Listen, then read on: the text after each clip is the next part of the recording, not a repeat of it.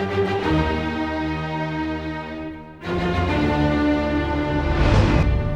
දවස්වල අපි දැක්කා ලංකාවේ අයවැය ඉදිරිපත් වෙනවා ජාතික ජන බලවේගයේ මේසරේ ගෙනාපු අයවැය ගැන මොකද චම්මුත් හිතන්නේ? මේ වෙලාවේ ජාතික ජන බලවේගය ගෙනාවේ ජනතාවගේ අයවැයක් නෙමෙයි IMF එකේ අයවැය. චම්මුත් මොකද එහෙම කියන්නේ? සමහර මේ කියන්නේ මේක ගැන අපිට කතා බහක් අහන්න පුළුවන්කම තියෙනවා.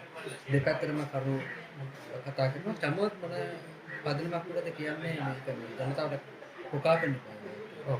මූලිකවම මේ වෙනකොට මේ ආණ්ඩුව මිනිස්සුන්ට දුන්න පොරොන්දු කඩ කරලා තියෙනවා කියලා හොඳටම පේනවා මේ අයවැය ඇතුලේ. මොකද මේට කලින් එකපාරක් ජපානයේ කළ සංචාරය ඇතුලේ අනුර කුමාර ජනාධිපතිවරයා කියලා තියෙනවා එයාලා කොයිම වෙලාවකවත් තවදුරටත් බදු වැඩි කරන්නේ නැහැ කියලා. හැබැයි මේ ආණ්ඩුව බලයට එන්න කලින් පොරොන්දු උනේ බදු වැඩි කරන්නේ නැහැ නෙවෙයි බදු අඩු කරනවා කියලා. ඔව්. එතනින්ම මේ වෙනකොට ආණ්ඩුව එයාලගේ දීලා තියෙන පොරොන්දු ඉෂ්ට කරන්න බැරි බව බොරු පොරොන්දු දීලා තියෙන බව අපිට පේනියන. දැන් අපි ගත්තොත් එහෙම මේ ආණ්ඩුවේ අයවැයෙන් ජනතාවගේ පොරොන්දු කඩ කරා කියලා ජනතාව වෙච්ච පොරොන්දු කඩ කරා කියලා ඔව් ඒක උදාහරණයක් විතරයි. හැබැයි එතකොට අපි මොකටද අපි කොහොමද කියන්නේ මේක IMF එක? මේක IMF එකේ අයවැයක් කියන මූලික හේතුවක් තමයි ප්‍රධානම හේතුව තමයි මේ වෙනකොට IMF එක 6 වෙනි වාරිකය ලබා දෙන්න කාර්ය මණ්ඩලයේ අනුමැතිය හම්බෙලා තියෙනවා. ඒ හම්බෙලා තියෙන්නේ අගෝස්තු මාසෙ තිබ්බ සාකච්ඡාවකට පසුව. එතකොට මේක මේ 6 වෙනි වාරිකය ලබා දෙන්න කාර්ය මණ්ඩලයේ අනුමැතිය විතරක් හම්බෙලා මදි. ඒකට විධායකයේ කමිටුවේ අනුමැතියත් හම්බෙන්න ඕන. විධායකේ නැවත රැස් වෙන පෙබරවාරිවල. ඒතර විධායකයේ ඒ රැස්වීම ඇතුලේ තමයි තීරණය හම්බෙන්නේ 6 වෙනි වාරිකය ලැබෙනවද නැද්ද කියලා. ඒතර මේ 6 වෙනි වාරිකේ ලැබෙන්න අනිවාර්යෙන් අපි අපේ මේ ආණ්ඩුව අයවැය ඇතුලේ එයාලා මේ කියලා තියෙන රාමුවට ඇතුලේ එයාලා පෙන්වන්න ඕන අපි මේ අයවැය ඇතුලේ ඔයාලා කියන රාමුව ඇතුලේ IMF එක ඇතුලේ IMF කියලා තියෙන විදිහට අපි මේ අයවැය ඉදිරිපත් කරලා තියෙනවා කියලා ආණ්ඩුව කියන්න ඕන. දැන් මේ කියන විදිහට අයවැය හැදෙන්න ඕන IMF රාමුව ඇතුලේ. එතකොට මොකක්ද මේ කියන IMF රාමුව? මොකක්ද ඒක ඇතුලේ කොහොමද මේ අයවැය හැදෙන්නේ? ඔව්. එතකොට මේ ලංකාවේ අයවැය හදන්න IMF එකෙන් රාමුවක් ලබා දීලා තියෙන එකට කියන්නේ ඒක IMF රාමුව IMF එකෙන් කියලා තියෙනවා ඔයාලා මේ විදිහට හදන්න ඕන කියලා. ඒකට කියන්නේ හතරම ආයව නැත්තම් four corners කියලා එකක් තමයි දීලා තියෙන්නේ. ඒකේ එකක් තමයි තෙල්, විදුලිය, ජලය කියන ඒවා පිරිවැයට සරිලන මිලක් තිබිය යුතුයි කියලා. කියන්නේ තෙල්, විදුලිය, ජලය කියන දේවල් පිරිවැයට සරිලන මිලක් තිබිය යුතුයි කියලා කියනවා. ඒ වගේම නිෂ්පාදනයේ ඉඳලා සැපයුම වෙනකන් නිෂ්පාදනයේ සැපයුම වෙනකන් කිසිම වෙලාවක මිල වෙනස් නොවිය යුතුයි. කොයිම වෙලාවක නිෂ්පාදනයේ සැපයුම වෙන මිල වෙනස් නොවිය යුතුයි කියලා තියෙනවා. හැබැයි අපිට ලොකු සැකයක් තියෙනවා මේක නොවෙන්න අනිවාර්යයෙන් මේක නොවෙනවා. ඒකට හොඳම උදාහරණයක් තමයි මීට මාස 3කට කලින් 6.8ක විදුලි ගාස්තු වැඩි කරන්න යෝජනාවක් ගේනවා විදුලි බල මණ්ඩලය. එතකොට විදුලි බල මණ්ඩලයෙන් ඒ යෝජනාවක් ගේනවා ඒ යෝජනාව ගෙනාවට එක කරගන්න යාලට බැරි වෙනවා. ඒකට මහජන උපයෝගීතා කොමිසමෙන් අනුමැතිය හම්බෙන්නේ නැහැ. එතකොට මේක විදුලි බලය වැඩි කරන්නේ නැත්නම් සංශෝධන ගේන්නේ කාර්තුවෙන් කාර්තුවට. එතකොට කාර්තුවෙන් කාර්තුවට ගෙන්න සංශෝධන ගේන්නේ. එතකොට ආයෙ නැවත සංශෝධනයක් ගේන්නේ ජනවාරි මාසේ. එතකොට ජනවාරි මාසේ වෙද්දී ආණ්ඩුව ගොඩක් දුරට බලපෑම් කරන්න ඉඩ තියෙනවා මහජන උපයෝගීතා කොමිසමට මේක වැඩි කරන්න කියලා. මොකද පෙබරවාරි මාසේ විධායක කමිටුව රැස් වෙනවා. එතනදී 6 වෙනි වාරිකය ලබා දෙන්න අනුමැතිය හම්බෙනවා. හම්බෙන්න ඉඩ තියෙනවා. එතනදී මේ විදුලි බලය වැඩි කරන්න මේ ඌමනාව විදුලිය වැඩි කරන්න තියෙන ඌමනාව යාලට පෙන්වන්න සිද්ධ වෙනවා. ඒකවල මේගොල්ලෝ පෙන්වලා තියෙන එක කොන්දේසියක් තමයි මේ විදුලි ගාස්තු වැඩි කරන්නේ කියන එක. හැබැයි අපිට හොඳ ආකාරව පේනවා ජනවාරි වෙද්දී මේ විදුලි ගාස්තු වැඩි කරනවා කියන එක. ඒත් එක්ක මෙයාලා මේ එනකොට දුන්න පොරොන්දු විදියට අපිට කියන්න පුළුවන් හොඳ ආකාරම මෙයාලා බලයට එන්න කලින් මෙයාලා කිව්වේ මෙයාලා ගොඩබාන බිලට තෙල් ගොඩබාන බිලට ලබා දෙනවා කියලා. හරිද 33%ක විදුලි ගාස්තු අඩු කරනවා කියලා. හරිද රාජ්‍ය සේවකයන්ගේ වැටුප මාස 6න් 6ට සංශෝධනය කරනවා කියලා.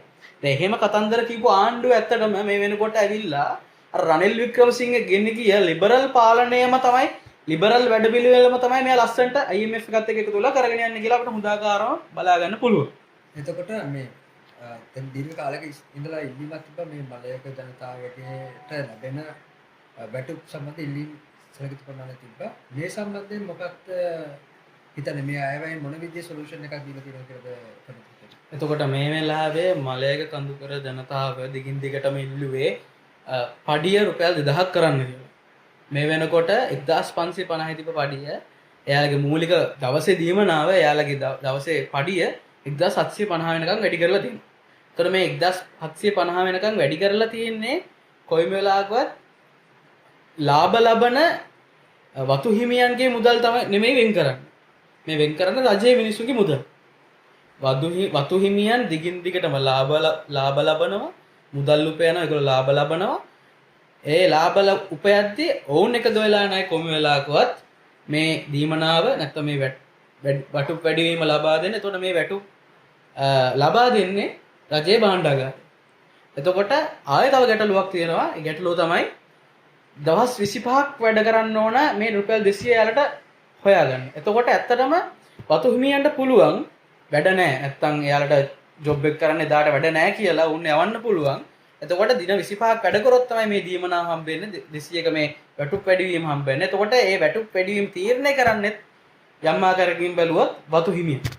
එතකොට තමයි ජාතික ජනබලවේගය හා සම්බන්ධ දේශපාලනය විශේෂයෙන් මේකේ ප්‍රධාන පාර්ශ්වයෙන් ජේපී එක සැලකිලි ප්‍රසිද්ධියක් උසුලනවා මේ රැකියා විමුක්ති උපාධිධාරීන් සම්බන්ධයෙන් ඔවුන්ට රැකියා ලබා ගැනීමේ සපන සම්බන්ධයෙන් ඒගොල්ලෝ සැලකිය යුතු දායකත්වයක් ඓතිහාසිකව ලබා දීලා තියෙනවා. ඔවුන් මේකේ ලොකු කොටසක් නියෝජනය කරා. එතකොට මේ වෙද්දි මේ අයවැයෙන් අලුත් අයවැයෙන් ඔවුන් වෙනුවෙන් මොකක්ද ඉදිරිපත් කරලා තියෙන විසඳුම ඒ වගේම ඒක ගැන මොකක්ද වගේ අදහසක්? ජාතික ජන බලවේගයේ ආණ්ඩුව බලයට එන්න කලින් කීපවතාවක් සාකච්ඡා කරලා තිනවා සහ පොරොන්දු දීලා තියෙනවා මේ රැකියාව විරහිත උපාධිධාරීන්ට රැකියාව ලබා දෙනවා කියලා. ඒත් මේ අයවැය ඇතුලේ අනුර කුමාර ජනාධිපතිවරයා කියනවා ඔයාලා තවදුරටත් පාරේ ඉන්න පාර රැකියාව ඉල්ල ඔයාලා ගෙදර යන්න ඔයාලට තරග විභාග තියෙනවා කියලා. එතකොට මෙතනදී අපිට පෙන්වා දී යුත්තේ මේ අනුර කුමාර ජනතාවට ලබා දීලා තියෙන ශිෂ්‍යයන්ට ලබා දීලා තියෙන කම්කරුවන්ට ලබා දීලා තියෙන පොරොන්දු අමුඹේ කඩව කරනවා කියන එකත් ඒ වගේම මේ ආණ්ඩුව කොයිම වෙලාවකත් රැකියාව උත්පාදනයට මුල පුරන්නේ නැහැ. රැකියාව උත්පාදනය කරන්න අවශ්‍යතාවයක් නැහැ කියන එකත් අපි වෙන්වා දෙන්න ඕන. එතකොට මේ ආණ්ඩුව රැකියාව විරහිත උපාධිධාරීන්ට රැකියාව දෙනවා වගේම අසමත් වෙලා තියෙනවා මේ වෙලාවේ අලුත් රැකියාව උත්පාදනය කරන්න. අපිට කොයිම වෙලාවකත් අර මේ රැකියාව විරහිත උපාධිධාරීන්ව එකපාර රැකියාව වලට දාන්න බෑ. ඒ හා සමගාමීව රැකියාව උත්පාදනය කළ යුතුයි. එතකොට මේ ආණ්ඩුව අසමත් වෙලා තියෙනවා අලුත් රැකියාව උත්පාදනය කරන්න. මේ වෙලාවේ ආණ්ඩුව බොහොම ආඩම්බරයෙන් කියන දේ තමයි අපිට වසර ගණනාවකින් පස්සේ භාණ්ඩාගාරය පුරවන්න සමත් වෙලා තියෙනවා. එතකොට මේ කියන කතාව ගැන මොකද චමෝත්ගේ අදහස? එතකොට මේ වෙලාවේ භාණ්ඩාගාරය පිරලා තිනවද? ඔව් මේ වෙලාවේ එයාලා හරි සහෝදර කිව්ව විදිහට හරි ආඩම්බරේ එයාලා මේ වෙලාවේ කියන භාණ්ඩාගාරය පිරලා තියෙනවා කියලා. හැබැයි අපි තේරුම් ගත යුතු දේ තමයි එයාලා භාණ්ඩාගාරේ පුරවලා තියෙන්නේ මිනිස්සුන්ගේ බදු ගහලා. බදු මොනවද කියලා හෙව්වොත් අත්‍යවශ්‍ය ආහාර වලට බදු ගහලා, අත්‍යවශ්‍ය ඖෂධ වලට බදු ගහලා, ළමයින්ගේ පාසල් උපකරණ ටිකට පොත් ටිකට බදු ගහලා තමයි මෙයාලා මේ භාණ්ඩාගාරේ පුරවලා තියෙන්නේ. එයාලා බලයට එන්න කලින් පොරොන්දු වෙලා තියෙනවා අත්‍යවශ්‍ය ආහාර, ඖෂධ සහ පාසල් උපකරණ වලට තියෙන 18%ක බද්ද නැති කරනවා කියන.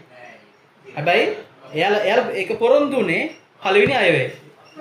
හැබැයි තවමත් එයාලට ඒක නැති කරන්න, බදු බර අඩු කරන්න, පද්ද නැති කරන්න එයාලා අසමත් වෙලා තියෙනවා. ඒතර අපි අවසානයේ තේරුම් ගත යුතු දේ තමයි මෙයාලා මේ අයවැය ඇතුලේ මෙයාලා මේ පෙන්නන භාණ්ඩාගාරේ ෆුල් කියන භාණ්ඩාගාරේ මුදල් වලින් පිරিলা ඉතිරිලා කියන මේ භාණ්ඩාගාරේ පිරিলা තියෙන හුදෙක් ජනතාවගේ සාමාන්‍ය මිනිස්සුන්ගේ වැඩ කරන කම්කරුවගේ පොකට් එකට සාක්කුවට තියෙන මුදල් වලට ගහලා දෙන බද්දෙක්.